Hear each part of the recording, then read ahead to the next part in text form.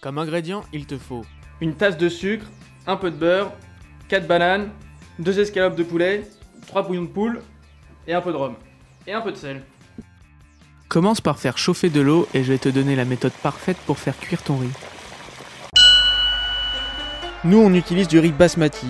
Pour qu'il ne colle pas, il faut bien le rincer et l'essorer plusieurs fois et tu obtiendras un riz parfait. Mets du sel dans ton eau bouillante et après tu peux rajouter ton riz.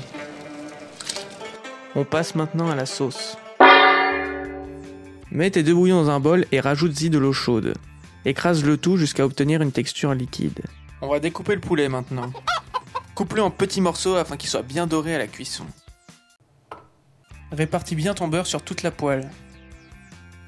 Et ensuite rajoute tes morceaux de poulet.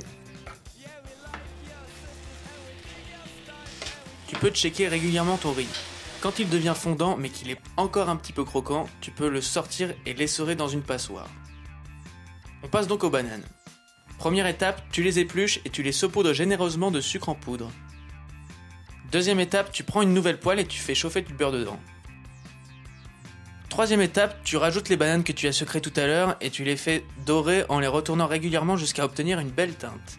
Et enfin, dernière étape, place au flambage. Tout d'abord, tu prends du rhum.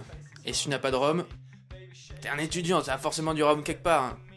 La subtilité, c'est de mettre assez de rhum pour que tes bananes flambent, mais pas trop quand même pour que toi et ta cuisine ne preniez pas feu. Prends un briquet ou une allumette et c'est parti. Quand la flamme s'est éteinte par elle-même, prends une spatule et coupe tes bananes en morceaux. Tu verras, une fois flambées, elles se coupent toutes seules.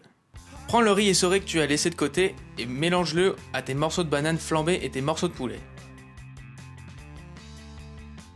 Si tu veux impressionner la galerie, tu peux faire une belle présentation de ton plat. Ce qu'on te conseille de faire, c'est de mettre une bonne portion de riz poulet banane dans un bol et de bien la tasser.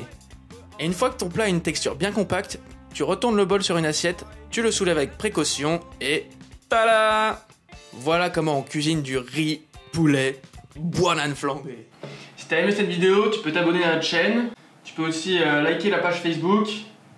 Et puis bon appétit. Hein. Hop. Oh la vache. La portion.